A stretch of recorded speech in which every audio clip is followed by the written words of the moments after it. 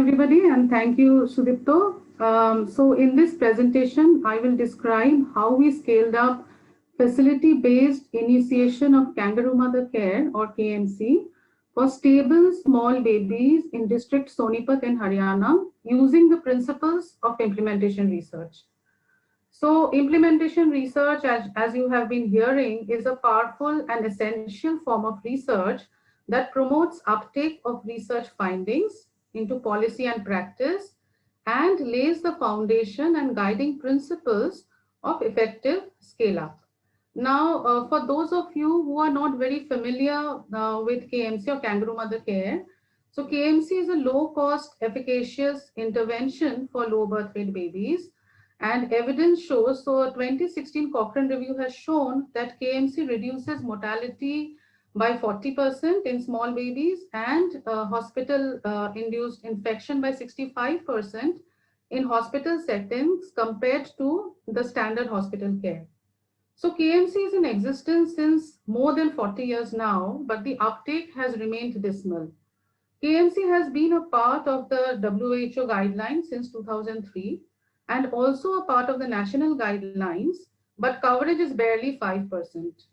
So therefore, in this implementation research, our aim was to develop a model to promote effective KMC to cover 80% newborns weighing less than 2000 grams at birth in an entire district population. So as you have heard, implementation research needs well-defined population-based measurable outcomes. So our population comprised of all newborns with birth weight less than 2000 grams in the entire district over a defined period of 1 year.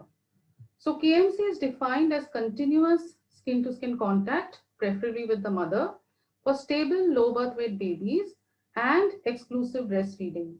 Now, for this implementation research, we further defined KMC as effective KMC, and which is defined as 8 hours or more of skin-to-skin contact over a period of 24 hours and exclusive breastfeeding.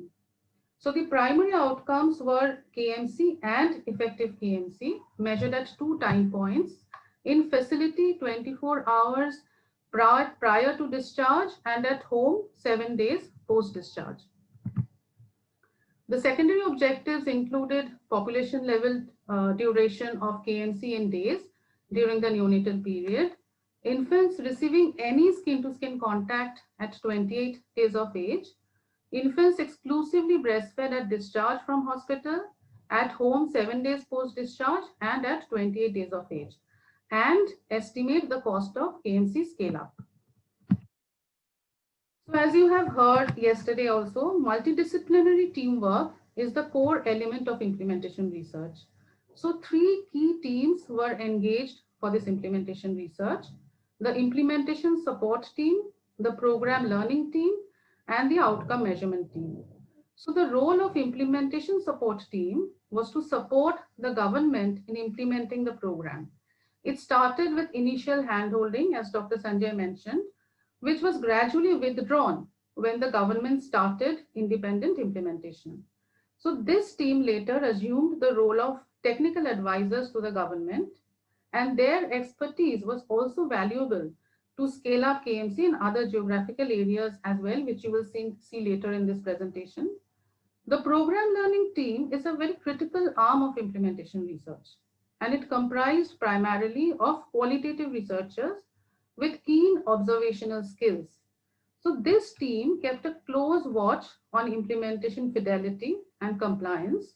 They identified the barriers and facilitators and did a root cause analysis to find answers to why. For example, why a program was not implemented as envisaged, and what were the stumbling blocks that needed to be resolved. So this team provided immediate and continuous feedback to the implementation support team, who in turn encouraged the government partners to take prompt corrective actions through feasible solutions. And we know that solutions, when generated from within the system, are likely to be more sustainable. So as Dr. Kazi mentioned that, they should talk to each other. So the program learning team and implementation research team were in regular discussion. So later this program learning team, when the implementation was streamlined, they were responsible for process evaluation activities. And then finally, we had the outcome measurement team that worked independently to evaluate program implementation based on the predefined, the primary and secondary outcomes. So how did we begin conceptualizing the model? So Sonipat district has a population of about 1.5 million, and with around 26,000 births per year, of which 5% weighed less than 2,000 grams. Now, where were these babies born? 17% were born in Medical College Hospital, 15% in district hospital, 33% in community health centers and primary health centers, and a third in private facilities, and a very small proportion, 1%, were born at home. Now, the formative research revealed that mother and baby were separated soon after birth. The small babies were admitted to the SNCU, the sick newborn care units, while mothers were discharged. And there was no appropriate place in the facility to practice KMC. Therefore, it was essential to create an appropriate infrastructure where mother and baby could be placed together to initiate and facilitate KMC practice. But the district had more than 100 birthing facilities, and it was not feasible to establish KMC units in all these facilities. Hence, it was essential to identify the high volume birthing facilities where the KMC units could be established. Now, this constituted the facility component of the model. Now, to achieve high coverage, newborns taking birth in the non-KMC facilities or at home needed to be weighed appropriately and referred to the KMC units for initiation. As I mentioned, this was scaling up of facility initiated KMC. So this was the pre-facility component. And KMC had to be continued at home post-discharge through the facility community linkage, and this formed the post-facility level of the model. Now, this is the iterative process of model development. So this was shown by Dr. Rajiv and described yesterday.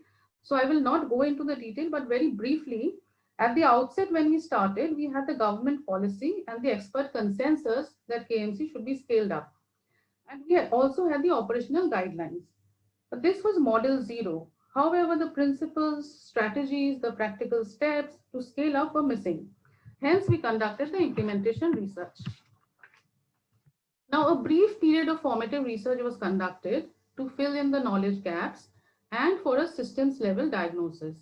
Now, these findings of formative research were incorporated into Model 0 to form Model 0 Plus, or you can also call it Model 1. Now, following this step, repeated rapid cycles of concurrent implementation, evaluation, and refinement and improvement were conducted based on the findings of the program learning team.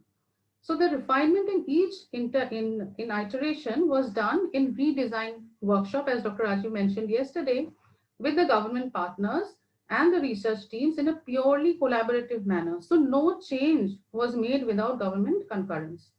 So these iterative cycles continued till a promising model was developed that had the potential to achieve high and effective coverage. Now, each iterative cycle for this implementation research lasted for about 6 months. So over a period of 2 years, we could have 4 iterations of the model. Now, in this slide, I will show you 3 levels of implementation. That is pre-facility, facility, and post-facility. The aim at each level and the activities. So the aim at the pre-facility level was to identify eligible babies and refer them to the KMC unit for initiation. Now, this was achieved through effective pregnancy surveillance with an attempt to enable complete pregnancy identification, close tracking of the pregnant women to obtain immediate information on births, strengthening the health system for timely and appropriate weighing, and ensuring prompt ambulance services for immediate referral to the KMC unit. Now, community engagement through social behavioral change communication activities, as you can see in the first photograph, that increased community awareness and helped in generating demand. Now, at the facility level, the aim was to initiate and facilitate continued and effective KMC practice. So in the facility, babies were either born in the facilities or referred from elsewhere. So babies were weighed, they were screened for complications, and if hemodynamically stable, they were initiated to KMC.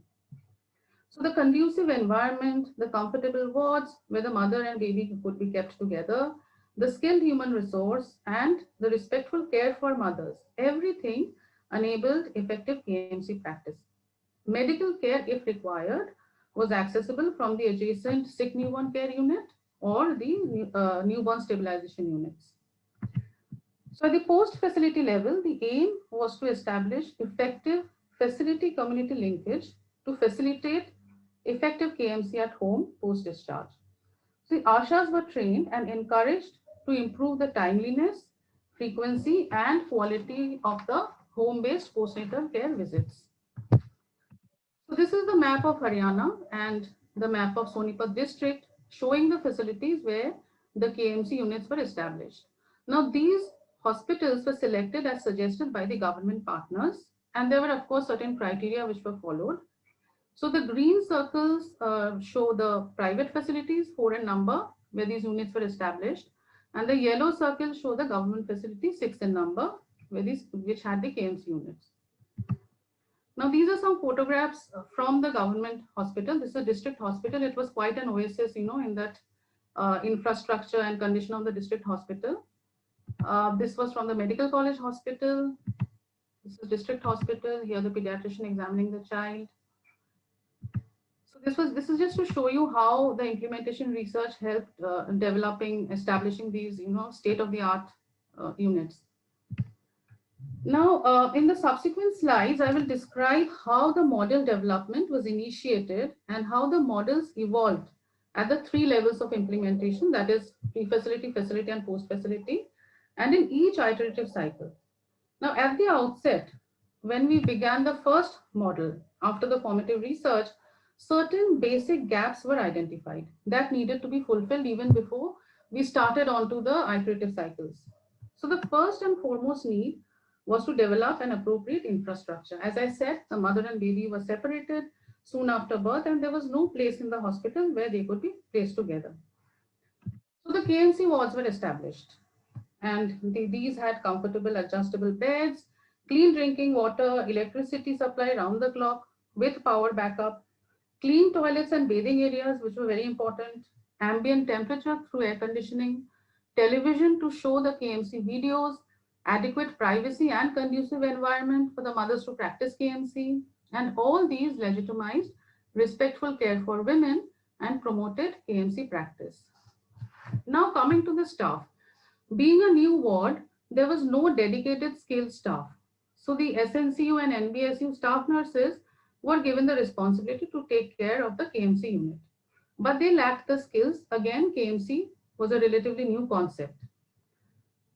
So the chief medical officer of the district hospital constituted a 13-member district pool of master trainers. And that included pediatricians, the different district level health officers, and the head nurses in the SNCU and the NBSU. So this pool of master trainers underwent a 5-day training course at All India Institute of Medical Sciences, Delhi. And the trainers gained expertise and technical skills through hands-on practice in the KMC unit at AIIMS. And they were responsible for all the subsequent trainings of both facility staff and community health workers in the study district. Now coming to the next point of weighing the babies, we found that in the study district, the percentage of babies weighing less than 2000 grams was barely 1%. And this was far less than we had expected. And we found there was a huge heaping of birth weights at 2 kg and 2.5 kg. So clearly weighing needed strengthening. So all the birthing facilities, delivery facilities were provided with digital weighing scales, and these were donated by the WHO. And the staff in all these facilities were weighed in appropriate technique of training. So that improved weighing to a great extent. Institutionalization of KMC, this was the mainstay for sustainability, and this was prioritized at the outset. Now, the predefined primary and secondary outcomes of implementation research were incorporated into the health management information system as reportable items. So these were reviewed by the chief medical officer of the district hospital at monthly meetings with the district officers and medical officers of the PHCs and CHCs. And this provided a huge impetus to increased accountability and ownership, although this did not happen overnight. So it took several months to get the system streamlined and integrated within the routine health systems. Now, there were numerous iterations, too many, and these were done at each level and in each model. So in the interest of time, I have picked up a few of these just to give you a glimpse of what we mean when we say iterative cycles of model optimization. So at the pre-facility level in model 1, we found that births were being missed. Complete identification of target population is the key to high and effective coverage. So the program learning team, they explored and found out that there were pockets of population without ASHAs, and a section of the population remained invisible. So these were the migrant laborers who resided at the periphery of the district and were not included in the surveillance, although they availed of the health services. So they were not included as they were not the permanent residents of the district. So this issue was discussed with the state government and the district authorities. And after several rounds of discussions, the vacant positions of ASHAs were filled. So it's not easy to recruit human resource in the government system, as you are aware. And new ASHAs were also recruited for the additional population pockets. The survey strategy was also modified to include the entire population, irrespective of their address. And effective pregnancy tracking was also streamlined to identify newborns soon after delivery. Now, all this may apparently seem very simple, but in reality, it was not that simple. But due to limited time, I am not being able to go into the details of how each milestone was achieved and how each iteration happened. The processes I'm unable to describe and how these were put in place, but it did require consistent efforts of the implementation support team and the government partners, both at the district and in the state. Now in model 2, it was observed that the referral of eligible babies to the KMC units by ASHAs was not being done as desired. Again, the role of program learning team is very important here. So they found out that the ASHA's weight referral criteria was restricted to babies weighing less than 1800 grams at birth. And it was not aligned with the KMC weight criteria, which was 2000 grams. As a result, babies weighing between 1800 and 2000 grams were not being referred to the KMC units for initiation. So after several meetings, the state government modified the referral criteria for ASHAs to include babies between 1800 and 2000 grams. And this was not only for the study district, but all across the state, all the 22 districts. And the revised weight was also incorporated into the HBPNC cards of the ASHAs. Now in model 3, the private sector engagement was geared up. So we found that, in spite of all the social behavioral change communication activities, awareness campaigns, babies born in private hospitals and few non-KMC government facilities were not being referred to the KMC units. So the program learning team explored the reasons, and they found that the government non-KMC doctors were not motivated, while the private doctors had their own reasons. They were apprehensive of losing their credibility if they referred babies elsewhere. They were also worried about the profit margin because KMC competed with the incubator care, which was a huge source of revenue for them. And they also perceived KMC to be an obsolete intervention, poor man's medicine or treatment. So there was lack of conviction. The chief medical officer, who was highly motivated and a KMC champion also himself, created a district KMC network along with the president of the local Indian Academy of Pediatrics, who also happened to be a very popular private practitioner, and many private doctors joined this network. And KMC was also included in their CMEs in the continued medical education. Orientation meetings were also conducted, and scientific evidence and literature was shared with them on the benefits of KMC. And the CMO also played an active role in initiating the private-public partnership And private hospital staff were also trained in the district hospital KMC unit, and the CMO inaugurated many KMC units in the private sector. Now, so all these activities led to active participation of the private sector in KMC scale-up program. Now, at the facility level, in Model 1, it was observed that in spite of the appropriate infrastructure, amenities, and comfortable stay, mothers were reluctant to stay in the units even for 24 hours. So the program learning team, they found out that due to non-availability of hot cooked meals, in the hospital, mothers wanted to go home early. And their stay was important because during this period, they learned how to do KMC. So if they were discharged immediately, they would not gain the confidence. And the staff nurses during this period demonstrated to them the practical skills. They also watched the KMC videos and observed the other mothers in the ward practicing KMC, and all these motivated them. So what we found out was that, and we were not aware of this, typically in Haryana, the government hospitals do not have kitchen.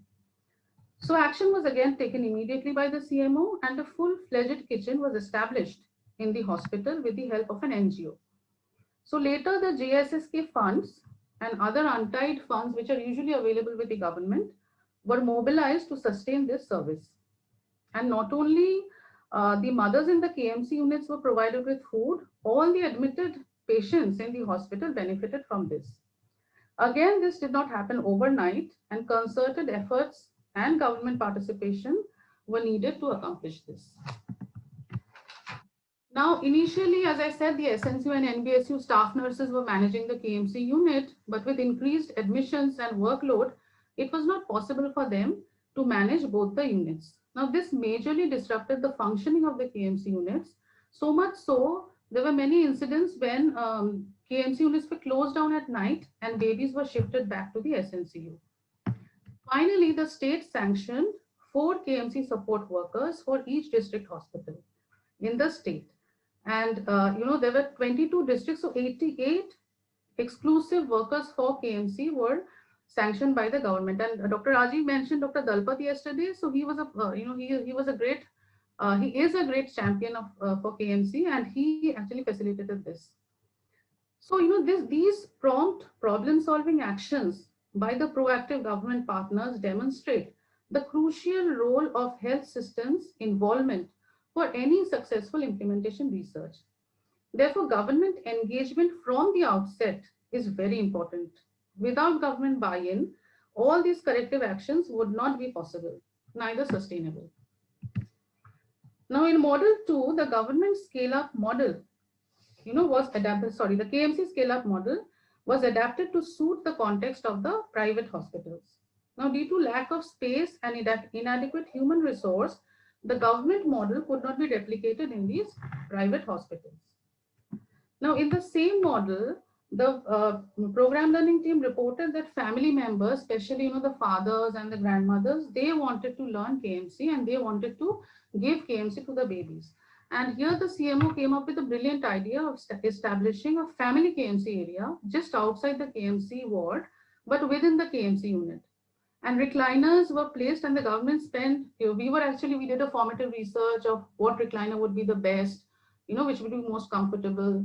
But before even we could implement, the government was so enthusiastic, they actually bought the recliners using their own funds. And these were placed outside, and the family members, the fathers and the grandmothers, the staff nurses showed them how to do KMC, and they practiced KMC here. And this promoted family participation and support, and which was extremely essential, especially after the mothers went home after discharge. Now, coming to Model 3, it was observed that the duration of skin-to-skin contact, and these findings came from the concurrent evaluation of the program. So we found that the duration of skin-to-skin contact was very less at home post-discharge. So the program learning team again reported that several mothers were not confident in practicing KMC at home. In a hospital, they did it very well, but when they went home, they could not sustain KMC for so many hours. And they also probed further and found out that many mothers resumed household chores as soon as they went home. And these were mainly in nuclear families. So this indicated the need for additional discharge criteria over and above those specified in the operational guidelines. And these are like weight gain, maintaining temperature, accepting oral feeds with no parenteral medication. So an additional discharge criteria was incorporated, which was that mothers should be confident to do KMC at home. And a new activity was initiated in the hospital prior to discharge. So the mothers were made to practice KMC with babies placed in binders while their hands were free. And they were told to walk around in the KMC ward. And they were also shown videos. So we also did this community initiated KMC where we had several videos where mothers did KMC, with babies placed in binders while they did their household work. So these videos were shown to them that it is possible. And so they gained confidence. And this, when we evaluated again, we found that the duration of skin to skin contact increased at home. Now, in the post facility, in model 1, the greatest challenge was to establish the facility community linkage. So it was essential to inform the ASHAs to visit the homes and support the mothers with KMC, because at home the ambience was different. It was not as comfortable as in the hospital. So the mothers needed some kind of support. So usually the SNCU data entry operators, they call up the families and inform or remind them regarding the follow-up visits. So when we told them, add on responsibility, they completely refused. They said they are overworked and they cannot take on further responsibilities. So then again, we had to fall back on the SNCU staff nurses. So this was also not a sustainable option, because firstly, there was no landline in the KMC ward and they landed up using their own mobile phones. And then ASHAs did not pick up the phones every time. So this was also not a viable option. So in model 2, the ASHA coordinator was told, okay, you go to all the KMC facilities and you find out the discharge, the mothers who are getting discharged. And since you know all the ASHAs, you just inform them that these mothers will go home and you should make a home visit. But there are 7 ASHA coordinators for 1,300 ASHAs. So this was also not a viable option.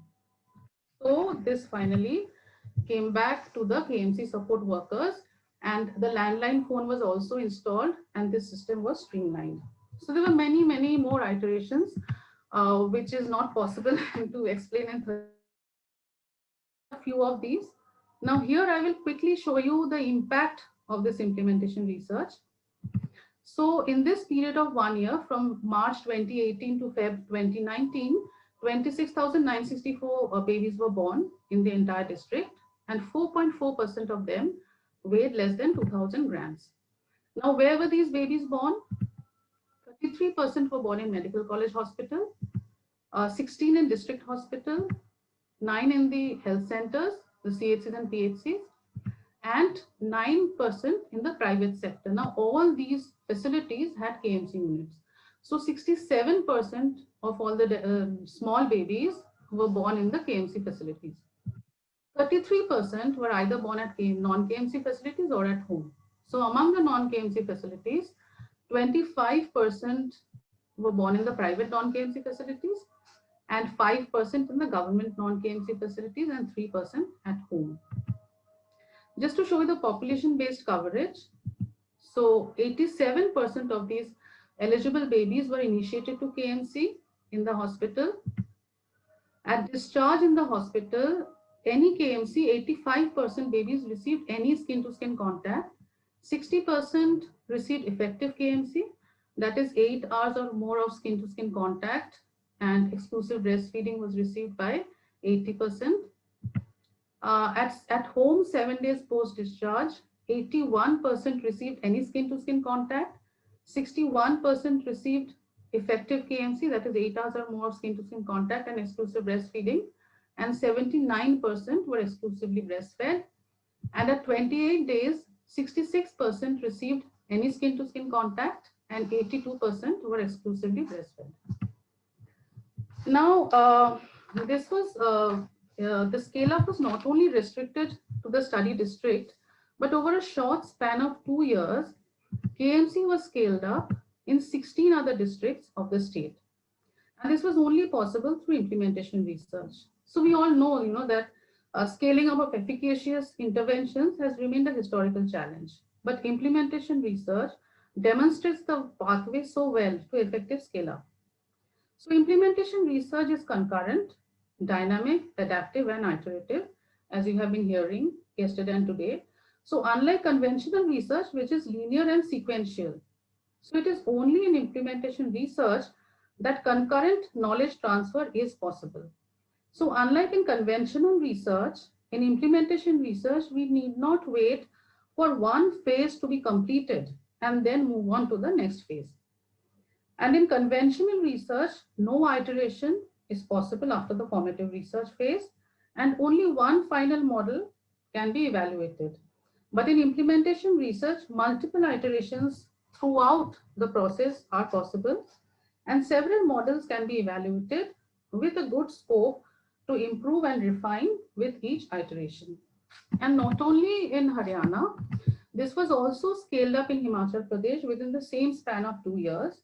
And this beautifully demonstrates the interstate collaboration and concurrent knowledge transfer. So the master trainers from Haryana, actually they traveled to Himachal to create the state pool of master trainers in Himachal. So finally, what was the key to this successful scale up? So clearly this was possible through committed government leadership, deep government engagement right from the outset, and the extremely proactive and responsive government partners, which is the essence of implementation research. And the implementation research objectives were aligned with the government priorities. So the scale up was demand driven. So, and the state of the art KMC wards, the skilled human resources, the tangible benefits, processes well streamlined, and efficient management. Every effort reinforced respectful care and demonstrated feasibility of scaling up within the existing health system. And importantly, the positive results of implementation research emerging from the findings of the program learning team and the concurrent evaluation results from the outcome measurement team, the positive experiences of the mothers and families were shared with the state and district government, as Dr. Kazi mentioned, that these are not to be shared and disseminated at the end. These are concurrent disseminations right from the beginning and throughout the study period, and this increased the interest and enhanced government motivation. Now, KMC also received tremendous media coverage, as you can see these newspaper clippings. So this wide publicity sort of energized the government to bring about a systems level transformation. And the study district was recognized and acknowledged as a model district and demonstration site. And national and international visitors and delegates increased the prestige of the district. And this was a tremendous boost to the district government. Institutionalization of KMC increased the accountability and ownership. So the outcomes were integrated into the HMIS as reportable items. And this increased accountability. And another important point was that KMC was not restricted to the district hospital. It extended to the sub-district level facilities, such as the community health centers as well as the primary health center, and these were step-down units, and also reached up to the tertiary level facility at the Medical College Hospital. So this wide range of facilities increased coverage. And finally, involvement of the private facilities further endorsed the program across all the socioeconomic strata. Now, finally, implementation research is valuable when aligned with the needs and integrated into the policy and programmatic decisions. And it is a joy that helps to take knowledge to people and impact their lives. So these lines were by Sir. So extremely grateful to him. He's not with us, but I felt I should, write these lines at the end. So it is a joy that helps to take knowledge to people